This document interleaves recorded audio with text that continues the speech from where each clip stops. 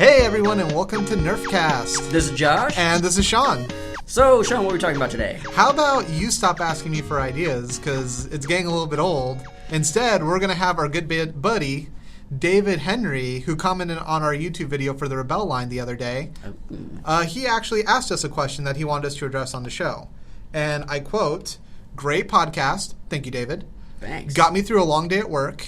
We try. We try for you. As a new player, I would love to hear about your standard loadouts." Ooh. And I think that's an excellent question, because as a new player, you see 50,000 Nerf blasters, and you have no idea what you want to run. Definitely. Or you see stuff that looks cool, you buy it, and then it turns out it sucks. Yeah, this is actually a perfect question because we have some new friends that we are just getting into Nerf. They're old friends that are new to Nerf. Yes. Both in the sense of how familiar we are with them and their age group. Some of them are younger than us. I like to pretend I'm 12. And some of them are my age. Screw you, Shawn. I'm not that old. My 10-year high school reunion's coming up. Shut up. Shut up. I hate you. I hate you forever. It's got to be hard being a grandpa. It is. But you got to be proud of your grandchildren and everything. Yeah.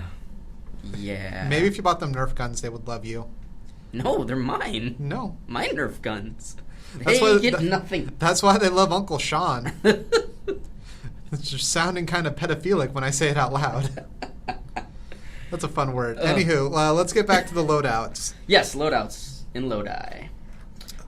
Which is north of the Bay Area. Yep. It's a city. Yep. Okay, but seriously, so for standard loadouts, the way I look at it, honestly, no one gun is going to work for everything. And no one loadout is really going to be perfect for anything either. So Yeah. from a general standpoint, here's just my answer. Retaliator.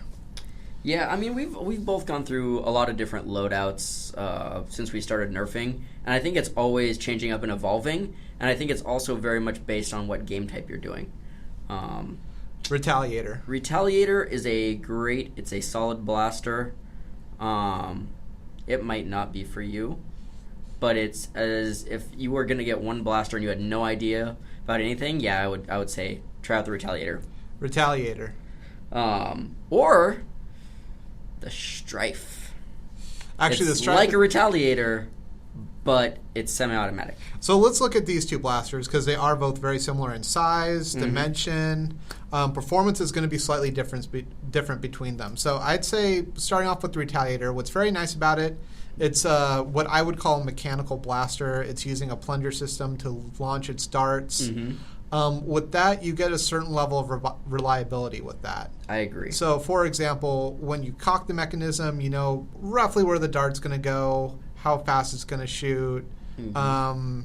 You know how it's going to perform. If there's a jam or something like that, you can fix it right away, because usually you know where the areas that can jam are going to be. Right. As a new player, what I like about it especially is since it's a shorter actual segment of the gun that you're dealing with. Right. If there is a jam in the barrel, where the dart is loaded, anywhere, it's very easy to access that area and remove the jam. So it's a quick and easy fix in the middle of the field. It's always going to perform reliably. Unlike my talking, it's going to... It's perform reliably. There we go, buddy. I can talk. He has words. He's using them. I have words with friends.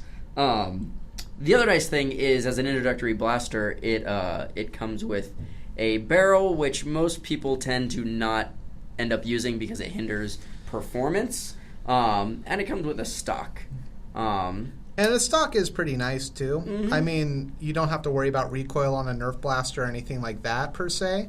But definitely, for example, if you're cocking a blaster, if you do move up to stronger springs, it is nice just having something to kind of brace against your body as you're cocking it. Yeah.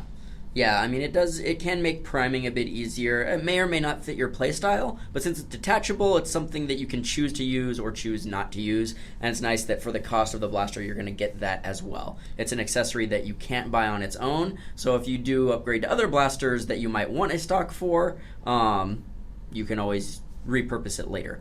So, yes, Retaliator. And then, but the downsides with the Retaliator, of course, like I mentioned, jams. I mentioned that they're easy to clear if you know what you're doing, but if you're new to the sport, the whole idea of getting the cocking mechanism just right might be tricky. I've seen a lot of new players when they go in not fully cocking the gun back all the way. They don't put it forward all the way. They'll double feed darts. They don't know how to load some magazines in there. Yeah, if you're really that new to Nerf, and please read the instructions that come with your blaster.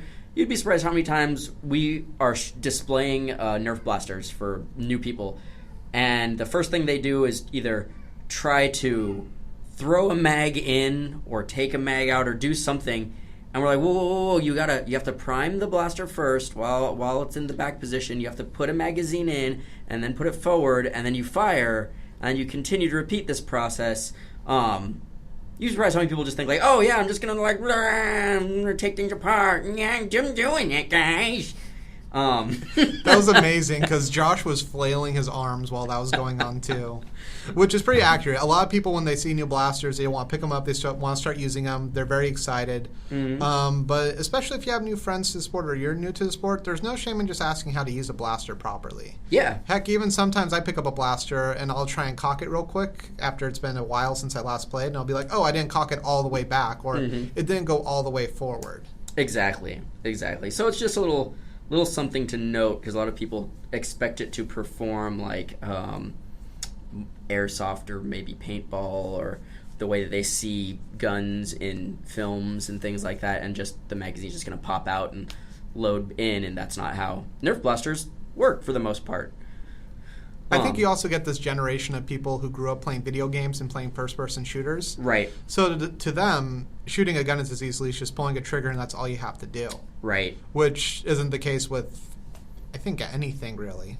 Yeah. A squirt gun maybe will operate that way. Yeah. But, I don't know, airsoft. Yeah, I mean, there's little things, and people that are unfamiliar with any certain thing, any blaster or mechanical piece of equipment, should just figure out how to use it first. There's no shame in asking. Mm-hmm. Now, on the other hand, on the other end from the Retaliator is the Strife. Mm-hmm. Like I mentioned, both very similar guns. The only difference is that, as I mentioned, the Retaliator is using a plunger to shoot its darts, while the Strife is using a flywheel designed to actually launch its darts. Yeah. So, I mean, this is really the base difference in the mechanical versus electric for the most part. Most of the electric blasters that we've been seeing from Nerf are flywheel designs now. There are some older ones that were not. They definitely, I wouldn't call them entry-level blasters, because they were $60 new when they came out. That's something mainly only enthusiasts would really go after, or once you build up and realizing what you want, you would go after an electric blaster then. Exactly. But as far as the Strife goes, it's very cheap. It's like $20. And the Retaliator is around there, $25, $30. $25, depending on where you go, but generally I would say $5 difference between the two on average. Yeah. The Strife does not come with the accessories, so it doesn't come with the barrel or the stock. Which, sorry to interject, is a shame, because I do own both. I've attached the barrel, the stock, and the handle onto the Strife. Mm-hmm. And it looks awesome. Yep. It looks great. I'm surprised eventually Nerf is going to have to come out with a starter kit that has all of that. Yeah, I mean, we keep talking about Nerf selling accessories individually, and it just seems like something they're going to have to do. Yeah, but even in a prepackaged set, I think that would make sense. Oh, definitely. Yeah, definitely. But as you were saying. So it doesn't come with that stuff. It is electronic, and the flywheel design allows you to be a little bit easier on the trigger pulls, and Shawn's like making faces at me and I'm doing weird robot things. Because you said electronic. Oh, okay, I get it now. Beep, boop, robot. Daft Punk. Yes. Tron. Man. Words. Flywheels. Oh, so to drop the magazine, that's what I was going to get at. You just need to hit the magazine drop, and it slides out. You can put a new one in. There's no priming mechanisms. You basically can do that. Just throw it in. With the Retaliator, you can do that. It slides out by itself. With the Strife, you actually do have to pull it out. Yes.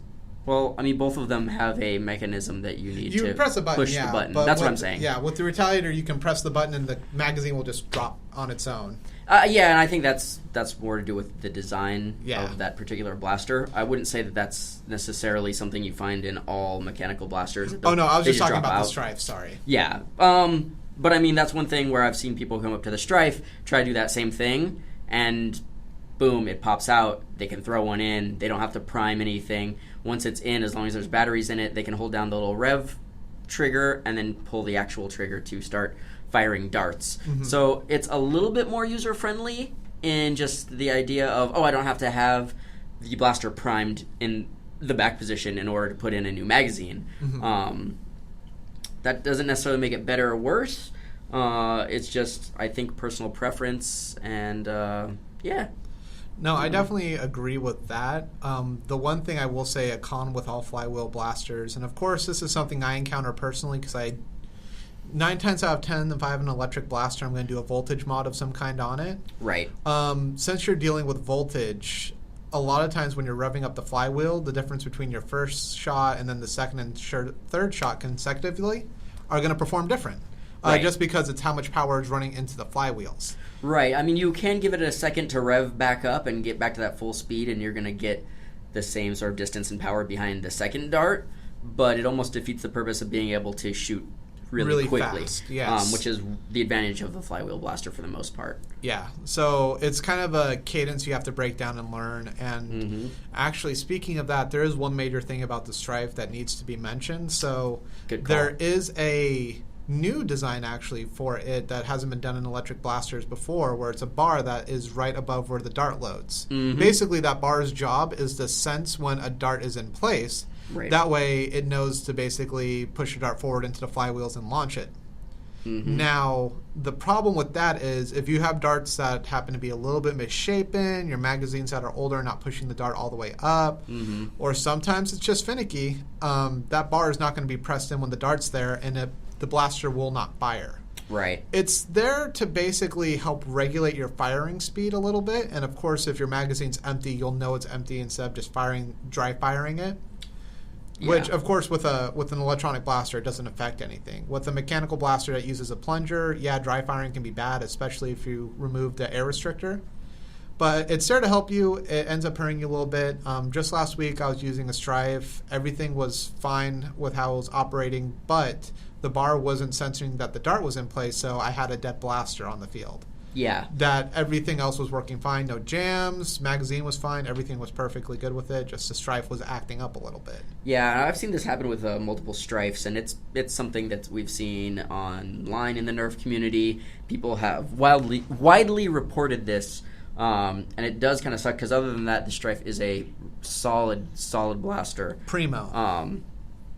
It's just, most people are going to want to open that up and take that bar out. One of the other things you can do is if you open up the top of the blaster where the jam door is, you can actually see the bar, and if you aren't comfortable with taking it apart, you can take some duct tape and tape it up and around so that it's just holding that bar up, and I've seen that YouTube videos of that working just as well. It just looks a little bit cleaner if you open it up and take it out, but again, depends on your comfort level, how new you are to the sport.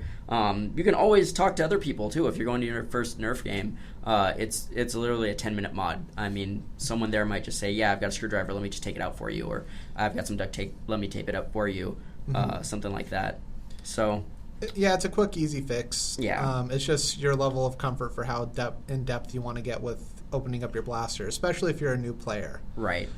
Something I would like to address too, just the differences between the two, is also modability. Yes. So in general, when you're dealing with a mechanical blaster like the Retaliator, there are a couple simple mods you can always do. Removing the air restrictor.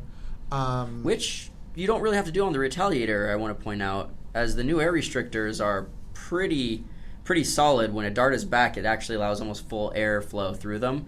And that's also been reported by a number of sources, and we've tested this ourselves, that drilling out the air restrictor on the new Elite Series blasters hasn't shown an increase in range. Yes, that is correct. It's a basic mod that a lot of people do just out of force of habit, because if you go back a generation to the N-Strike, the original blasters, removing the air restrictor made a decent difference. Nowadays, it's not as important. In fact, with a lot of the new blasters Hasbro has been coming out with lately, the air restrictor has to stay in because it works as a sensing mechanism for where the dart is placed in, say, a rough cut or a triad. Right. But that's neither here nor there. Getting back on subject with it, the other main thing a lot of people will do with plunger-based blasters is put a stronger spring in the back. Basically what that does is it increases the tension for the plunger tube, so when it's going back and then being shot forward, it's more air being pressed in quicker. Is that correct, Josh? Yeah, more or less. Yeah. I mean, if you take it apart, you'll see, obviously, a spring allows the air to be compressed. Like you said, the plunger moves forward faster, air gets compressed. Yeah. It basically just makes a more powerful blast of air behind the dart, which helps it launch further. It's good because, like I just said, it launches the dart further. The negative is, this is something I've seen. There are two big things. One, with a stronger spring, it's harder to cock the gun. Right. Might not be major. If you're super strong, you're not even going to notice. If you're of average strength, be a little bit harder to cock, not a huge deal. I kind of like the feel of a stock cocking mechanism because it just goes back and forth, slides super easy. You don't even really think about it. Right. Number two is the accuracy of the dart. Yeah, I've noticed that a lot as well. Yeah, with more air, you definitely want to leave an air restrictor in, I would almost say, just because you want to have a controlled shot. The point of having extra range is you want to be able to hit something at a further distance. But if you're shooting something so powerful that the dart, especially if you're using regular elite streamlines, not step-ins or anything like that. Correct. They're going to fishtail, the accuracy is going to go down, you're going to run into issues with that. Right. So I would say on some levels, it's almost better to leave the Retaliator stock and just run with it as is for accuracy and ease of use. Now again, and so the question was about loadouts and new players and things, and Right. I'm trying to think of when we were new players, and we still do use all stock ammo almost exclusively. So Steffens, for those that don't know, are modified ammunition darts that are homemade or are weighted in different ways to allow them to fly further and be more accurate. As far as the Retaliator goes, a lot of the spring mods that I've seen for it have caused stock streamlines to fishtail or spiral or be actually less accurate than a stock blaster, like you said. So Yes. Now, going over to the Strife, on the other hand, a mod is as simple as opening it up. First, you can tape down that bar if you want to. Right. Or you can open it up and remove the bar. That's mod number one. Mod number two, going online, ordering some high-capacity batteries, some high-voltage batteries to throw in there. Right. That help it rev up faster and shoot further. Right. Generally, lithium-ion batteries. Lithium-ion is good because they're rechargeable, so you don't have to keep buying new batteries. So that's another plus, too. They tend to come in, 3.7, 3.6 volts, something like that? There are two main kinds. After this, we'll step it back down to be more basic because I realize I'm starting to go more and more in depth. But generally, there are locked batteries and unlocked batteries. Or, sorry, protected and unprotected batteries. Right. I'm thinking cell phones. The protected batteries basically have a cap on how high the voltage is. It has not a motherboard, but like a chip on the inside that basically regulates how much power goes in and also how much power can leave. Now, unprotected batteries, what's nice about them, instead of the 3.6 volts you would get with a protected battery, you can go up to 4.2 volts when it's fully charged. More power. I mean, watch Home Improvement. Tim Allen will tell you more power is always good. That's just so old now. It came out in 1922. Yep, when I was a wee young lad. Yes. I think you were in elementary school at the time. That sounds about right. Yes. Anywho, more power. A lot of people like that because it means that the flywheel is going to rev up faster. It's going to shoot the dart faster, further. Your rate of fire can go up because you don't have to rev as long between blasts. But the voltage does drop after that pretty quickly, too, down to 3.6 volts. So it averages out to be about the same. And then it continues to drain after that. But the batteries are always technically taking a charge out. So they can die over time. And if you aren't on top of recharging them, then they can die completely. Right. So you have to watch them more, basically, the unprotected batteries. The protected are just going to work fine, simple, easy to work with. I recommend actually getting protected batteries just to start off with, just because it's less things to worry about, honestly. Right. You don't have to worry about, I left my blaster sitting out for 2 weeks and it was almost dead when I was using it last. Is it going to start up? Am I going to have to buy more batteries? Right. Yada, yada, yada. Yeah, so I think those are the two sort of big main blasters that we sort of tell people to check out these days in as far as getting them started and easy modability, things like that. I don't want to get too technical into like how you should do the mods or where you should get things from. Yeah, Josh, you should have yelled at me because I realized I started going really technical really fast on those. No, it's something that they should be aware of instead of just, cool batteries and let me buy them. We'll let you figure out where and how, and we're not going to drop any names, at least in this podcast. But those two blasters I would say check out for your standard blasters, and then experiment from there. Maybe see what other things, what you want to do in a Nerf war, I think is how we've determined other loadouts, right? Because there's sort of a basic loadout. You kind of think of it as there's like infantrymen, and then there's like more specialized classes. You want to start out as sort of that infantryman, just basic run and gun blaster. In, get a feel for the game. Yeah. Take a look at what's being effective for other people, what's not working for them. As you take note of that, you can kind of change up your gameplay and change up which blaster you're going to use based on that. Right. I mean, try things out. Try out other people's blasters if they'll let you. See how they're running, if they are similar to sort of a style that you want to run. I know we've talked about this before. Are you really fast? Are you slower? Are you more of a, I want to sit back and defend, and I want a hailfire that just so I can spam rounds? Do I want to shoot really far, and I want to get a Panther and modify it, or get something and make it go really, really far? Or am I a multi-shot kind of guy, and I want to just run up and just, like, lay fire down on people? I mean, there's a lot of different things you can do, a lot of different loadouts you can run. I would say start with that as your basic for the blasters, and extrapolate from there. Now let's take a step back, because the original question was actually, I think, let me double check it real quick. I have it up on my screen here. He was curious about what our standard loadouts are. Right. So, of course, we always want to talk about new players on the podcast, so it can be general for everyone. But, Josh, what do you use when you go into the field most of the time? So, I have a fairly standard loadout. I'm always sort of, like I said, evolving and changing it, especially as new blasters come out, because I want to try them on the field and then see how they perform, if I like them, and how to incorporate them in a way that's easy for me. Right now, what I'm running is just a Retaliator, I believe. I'm trying to think, because it's been a little bit since I've played. It's been the off-season. But I just run one Retaliator, and I start out with a small 25 drum mag and 3 18-round mags that I keep on me in like a little shoulder side whole pouch. And I keep a dump pouch for picking up darts, and I pretty much roll out like that. It originally came from my Alpha Trooper loadout, which was exactly the same, but with an Alpha Trooper.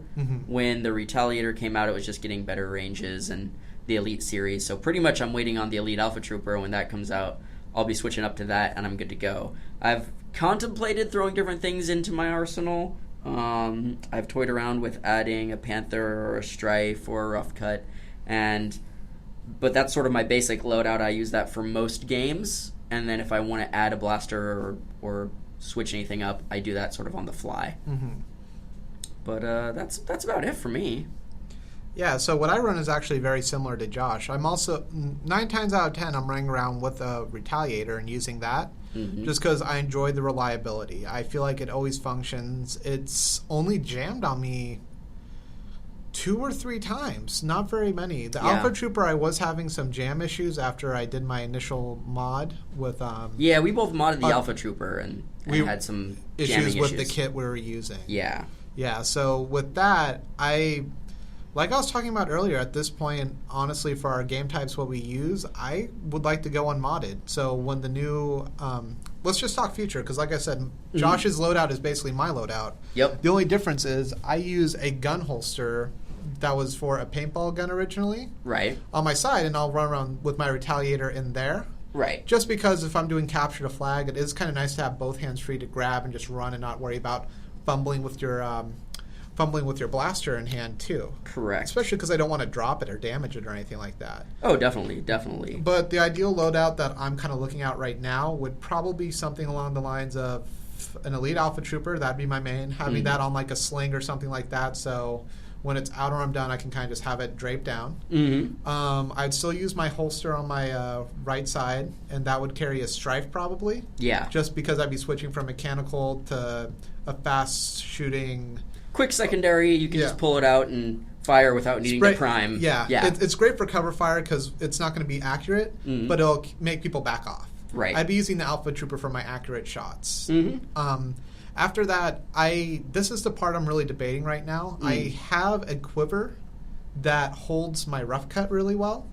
So I've tried running around for that a couple of games, just having that on my back as well and using that as a real assault type weapon, just if I want to keep someone away, just using that to kind of keep them standoffish. Right. Because even though the Alpha Trooper will have slam fire on it, it's still just going to be shooting one shot at a time. Yeah. Being able to sit there and fire out 8 shots so quickly, just in front of you, it's like a regular shotgun. You don't need to be accurate. You're going to get the job done. Yeah, that rough cut definitely puts people behind cover.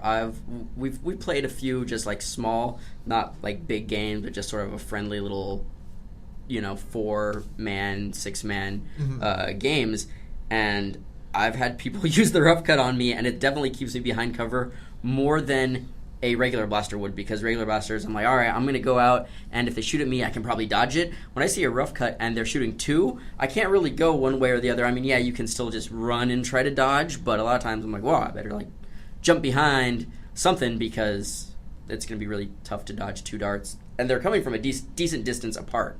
It's not they're both right next to each other, really, really close. So yeah, it's advantage. There's an advantage to running it, definitely. Here's my issue with the games I play right now, because this would be kind of my ideal loadout, having 3 different blasters, each with their own purpose to use. The thing I hate about having the rough cut on my back, though, is when I'm running. Even though I try and keep the strap tight, I can feel it knocking against my back. And even though I know the gun is very safe and secure, it kind of throws me off just because I'm trying to focus on running. Right. I don't want to worry about this blaster slamming around on me with an Alpha Trooper slamming in front of me. Yeah, like disrupts your train of thought. You're kind of... It throws off your... feel it. Yeah, it throws off your rhythm when you're running, too. No, I feel you. That's something that I've contemplated, because I actually had thought of running a very similar setup to that. One of the things that I got to do last year was mod a Panther that I wanted to do, and I didn't have... I did it right at the end of the season, so I never got to run it. So this year I've been looking at working that in. So I wanted to run all of the same things that you had. I'm like, well, the Strife, I don't know if I'm going to end up running in the future. I like it a lot as a blaster. I love the Alpha Trooper. My secondary, instead, I might just keep the Panther on me for more ranged combat and just being able to pop around a corner and take pot shots at people that are really far away. May or may not run a rough cut, because I did notice some of the things you were talking about with keeping it on your back, and I don't know if I want to... Just where I keep things on my person, there's not really another place for it or another blaster at the moment. If I change it up, I'd have to maybe run a vest and run magazines in the front or something like that, which is a possibility. It's just right now I'm pretty used to the loadout that we have, pretty comfortable, and I enjoy it. Yeah, same here. Another thing to note, actually, we were talking about the blasters. Josh mentioned a little bit, too. We have these magazine holders that kind of go over our shoulder and hit up against our sides. That we used to hold a couple extra magazines, 3 extra magazines. Some people will run vests that have the holsters for magazines in them and place them inside there, and they can hold. I've seen people run with like 6 18-round magazines on there. Yeah. Plus an extra drop bag for their extra ammo and all their blasters on them, which is cool for if you're playing for endurance, if you're trying to last a long time. Yeah, maybe HVZ games that are lasting a while and you just need to have a lot of ammo on you. Yeah. Then every blaster you have, make sure it's having some sort of critical purpose. You don't want to weigh yourself down, especially if you're trying to make a break for it. Yeah. With our games, we're more about combat. We're more about scenarios that are being ran that you would see in like video games or like an actual battle. So like capture the flag, plant the bomb, that sort of thing. So for that, I would consider speed to be a huge factor, being able to run quickly. So having a lighter loadout that you know is going to work when you need it to, and maybe not as much ammo, works really well in our games. Yeah, it also depends on, one of the things you have to think about is, are you allowed to pick up ammo and replenish it? Some game types that we have allow for it. Some game types we have say no picking up ammo on the field after it's been spent. So it's just a lot of things to consider. Like we said, there's different loadouts for different games. Sometimes people are like, yeah, you need to have a pistol, and we don't run any quote-unquote pistol games, and I don't know what the rules are for each one. I mean, everybody's going to have something different. But some people might say, well, you're running a Retaliator. Did you break it all down to just a basic pistol? Well, it's a pistol, so you can use it. Other people will say, nah, you have to have a Night Finder or a Maverick or something like that. Mm-hmm. Again, it's all really based on who you're playing with and how you play and the scenarios that you're running. One important piece of gear I will say, probably, if you're buying stuff just new into Nerf, obviously first you need a blaster. Second thing I'd say, buy darts. Third thing, drop pouch. I agree. We tell everybody this, that the first piece of equipment you should get after, or the first piece of gear, I guess, you should get after you've got your blaster and your darts and maybe a few extra magazines, is a dump pouch. Even if you're not allowed to pick up ammo during the game, it makes pickup afterwards so much easier. It's so nice. You don't end up with like a handful of darts you're running around trying to hand them off to people who are like, no, my hands are full too. You just put them at your hip or your back, wherever you're keeping your ammo, and just drop them in there. And some of these things, like you can go to a thrift store, like an Army surplus store, mm-hmm. get them for $15-$20, and they will hold almost more ammo than you'll ever need. Yeah, I generally recommend getting them before you get something to hold your ammo in, because most people will tend to keep, whether you're running 6s or 18 clips, you'll put those magazines in your back pocket, or if you're wearing like cargo pants, people tend to put them in pockets and things like that. So you'll probably be able to find a place to put a few extra mags. The dump pouch is just invaluable. And if the game type allows for it, what you can always do is keep extra ammo in there. If you swap magazines, I've done this before where I'll put in a fresh mag and my other one's empty or very close to being empty. And during my downtime, I'll just take some darts out of the pouch that I put in there before the game started and reload. And then boom, suddenly I have a full or almost full mag on me, because I had extra ammo in my dump pouch. And then that frees up the dump pouch so that I can pick up more ammo and repeat the process. It's a beautiful cycle. Yes. Lather, rinse, repeat. No, it's definitely a great purchase. Let's see here. We've talked about what we run. Let's say for a new player, let's be interesting. What blaster would you tell them not to get? Ooh, what blaster would I tell them not to get? So, if you're new to the sport, honestly, I would just say anything from the old N-Strike line, probably just avoid it, because they're more than likely going to be bringing out new versions, or, they're not basic blasters for the most part. If they're not bringing out an elite version, it's something you might want to look into later, but honestly, a lot of that stuff, I've found it at thrift stores and things like that for relatively cheap. And I wouldn't go looking for what people call, quote-unquote, the best blasters or things like that on eBay. Oh, I've already bought a pre-modded, like, $100 long shot or Nerf crossbow or something like that. So I would say my advice wouldn't be don't get one blaster specifically, but just don't overpay for something you're not even sure that you're going to like. Mm-hmm. That was kind of a cop-out, huh? Yes. Yes, it was. Let's say if you had to pick one item from the N-Strike Elite line that a friend wanted to get, would you tell them no? What blaster would that be? Jeez. See, everything in the N-Strike Elite line is pretty nice. So let's. I'm just going to go over the blasters real quick. Hailfire, I wouldn't recommend as a first blaster, because I think you should try other things out first. I'm going to give you a hint. I have a blaster in mind already. I'm going to wait to see what you say, though. I think I know what blaster you're thinking of. Mm-hmm. So we got that. We've got the Retaliator, which obviously we recommend. The Triad, which is just a small little blaster. I also wouldn't recommend it for a first blaster, just because it's like a 3-shot blaster, and why would you get it? what's the new Maverick? The Strong Arm. The Strong Arm. The Strong Arm, I also wouldn't recommend as a first blaster, but a lot of people enjoy it, so I wouldn't necessarily tell them no. What else is in the Fire Strike? Is that what it's called? The Fire Strike is there too. Finder. Again, wouldn't tell it as their first blaster. And then there's the Rampage. Yes. And that's what I knew Shawn was going to get to. Yes. Now, the weird thing is, before the Strife came out, we used to recommend people try out the Rampage and the Retaliator because they were retools of the Raider and the what was the Recon? Recon, thank you. Yes, but here's the thing about that: when the Elite line was first coming out, there was only 3 blasters to go with. You had Retaliator, Rampage, and Hailfire, and that's all you had. So of those 3, yeah, it's easy to pick the top 2. Like you mentioned before, it's not that we dislike the Hailfire. It's an amazing blaster. It works really well, easy moddable, 144 rounds on tap. It's awesome. It's great. It's a big initial investment for someone who's not sure if they like the sport. And sometimes that blaster always doesn't work properly too. You have to line up the magazines just right. It's heavier, bulkier.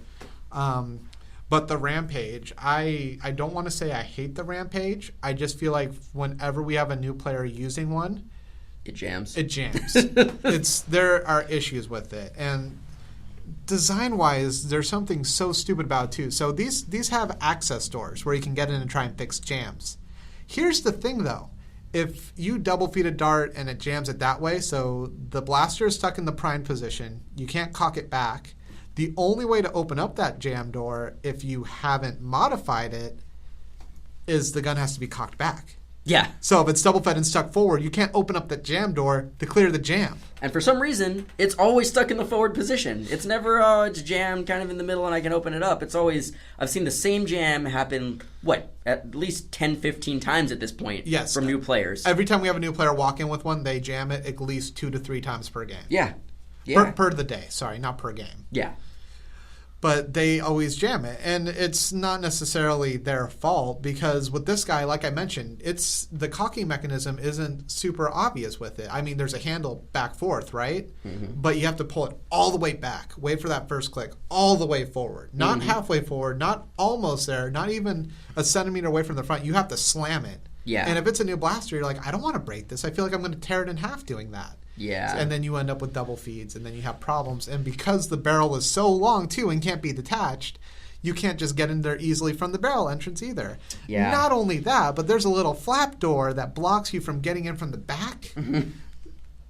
It's a sealed-off blaster. They did a good job of making sure that if it gets jammed, it gets messed up. The only thing that I've been able to do is just shake the crud out of it while I'm trying to prime it back, and sometimes that'll dislodge the dart. It'll either dislodge the dart, or one of the other things that I've heard, and I haven't opened any of mine up. Well, I only have one, and I bought it for my girlfriend who hasn't used it a whole lot, but because it jams. That there's a little tab on something inside that if you shave it down, that particular jam doesn't happen. And I think when I'm shaking it, what I'm doing is I'm dislodging that tab so that you can actually prime the blaster again, and it just comes back, and usually I get the extra darts out of there. But man, it's terrible. If you're a new player, you're not going to do that. No, exactly. Luckily, Josh knows how to do that, because I didn't realize that until 2 weeks ago when he brought that up. Like, oh yeah, you can go in there and mod that. I'm like, I didn't know about that, and I follow the modding community pretty closely. Yeah. But it's just there's always problems with it, and I've literally had people's jam and break so badly that they had to try and return them at Toys R Us after their first game just because it wasn't working well. Yeah, very disappointing. So if you're a new player, I mean, it's not a bad blaster by any means. I love the slam fire. I like the 25-round drum. All of that's great. It's just it's not user-friendly when you're first playing.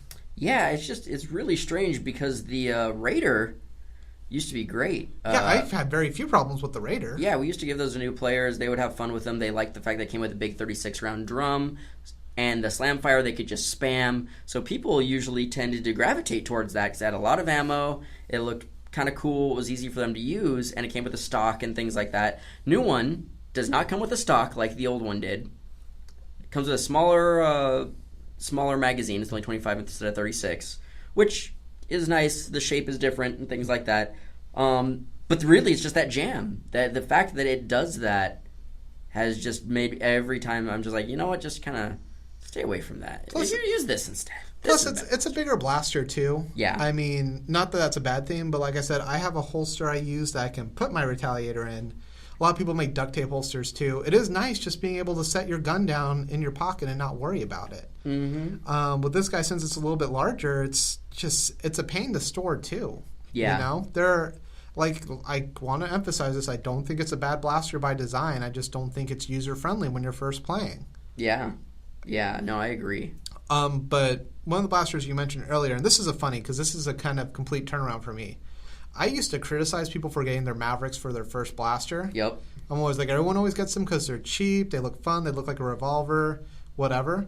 I look at the Strong Arm now, and I'm like, this is a good blaster for someone to start out with. No, it's simple. Vast improvement. Yeah, it's because from a user standpoint, it's simple to reload. Mm-hmm. You can kind of just look at it and know how to work it.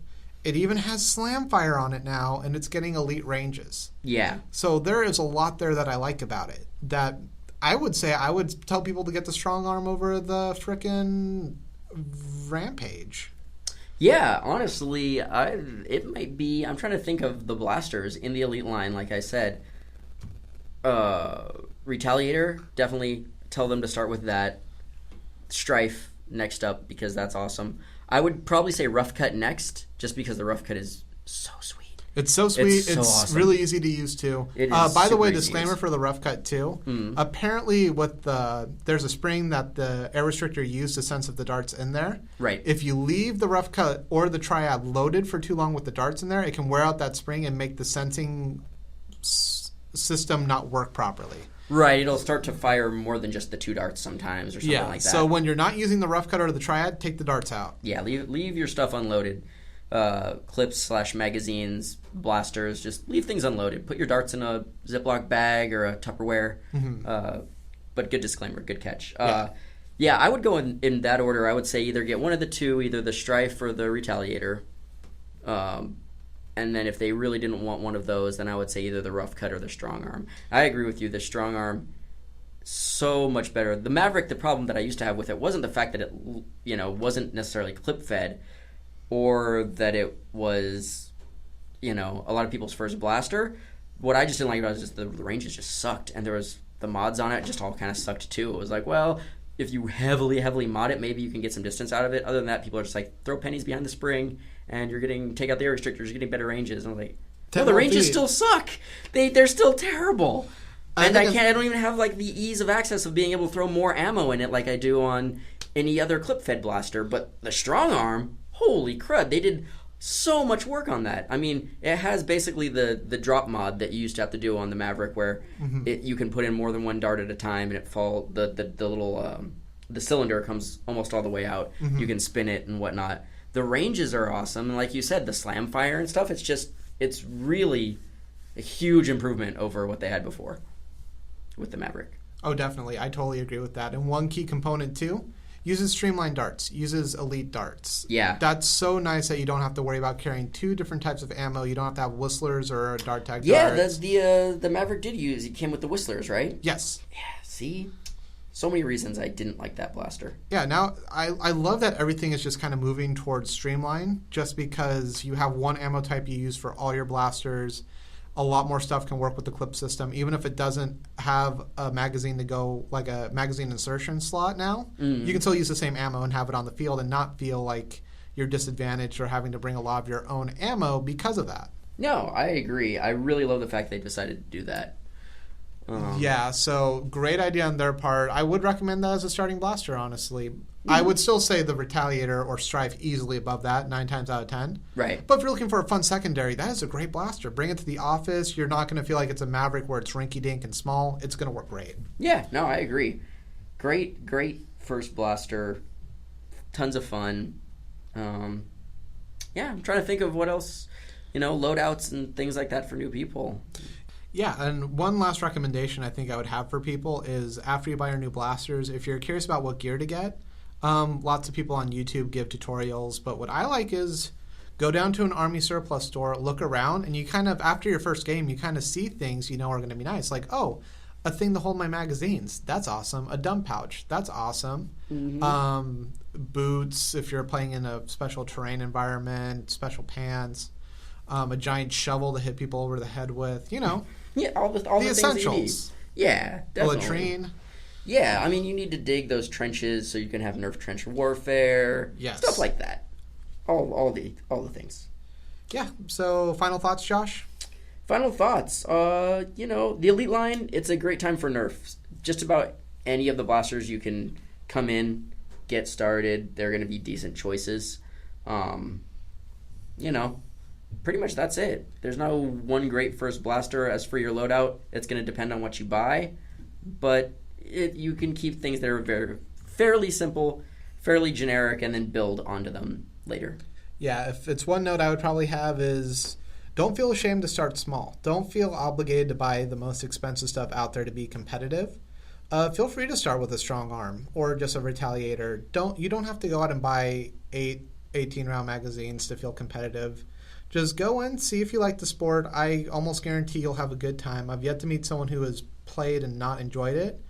But I feel like it feels a lot better when you go in with a minimal investment and know what to build off of from there, instead of starting big and having to scale back down and feeling like you have almost wasted money and some of your space on these blasters you own now. Definitely agree. Yeah, so on that note, I believe that's everything. Yeah, so thanks for the comment, the question. Yeah, definitely keep them coming. We always appreciate feedback, any questions people are interested in. Josh and I definitely try and listen to them and think about them for our podcasts. Yeah. So other than that, until next time, this is Josh. And this is Shawn. Happy Nerfing. Happy Nerfing.